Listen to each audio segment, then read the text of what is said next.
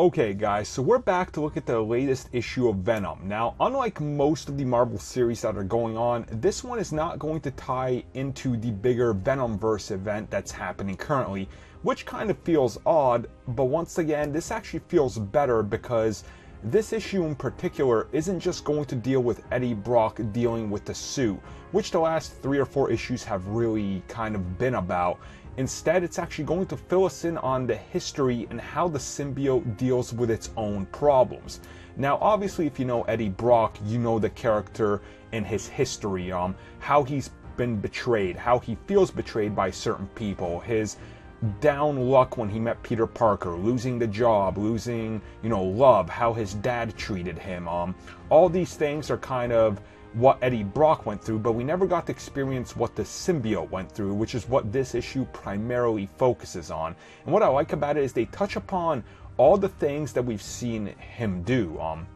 We see the symbiote when it was on Gargan, the Scorpion, and how Gargan was just a lunatic killer and the symbiote wasn't all about that. So the host it moved to, of course, in the latest iteration, was someone that was trying to use it for power only and was torturing the symbiote, which is why I went back to Eddie Brock. We see the symbiote's time with the Guardians of the Galaxy, getting closer to the hive mind, which is really awesome because it can't, it actually was more aware of what it was doing.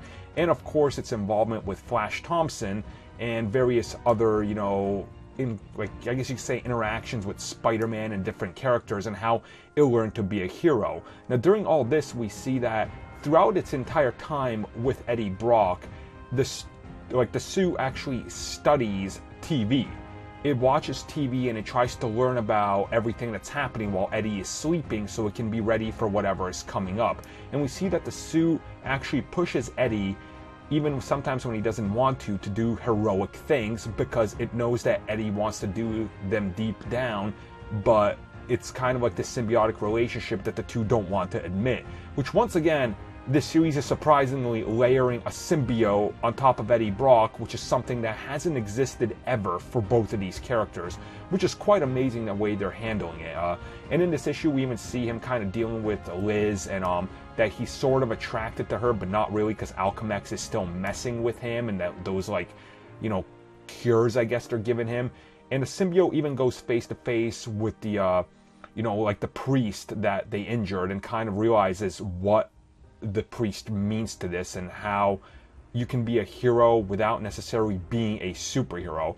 Overall, this was a really surprising issue. At first, I was disappointed it wasn't tied into the whole Venomverse thing, but when you think about it, it's layering on who the symbiote is, so when you go back and read that, you can kind of get a bigger appreciation for all of the different symbiotes that are showing up in that event.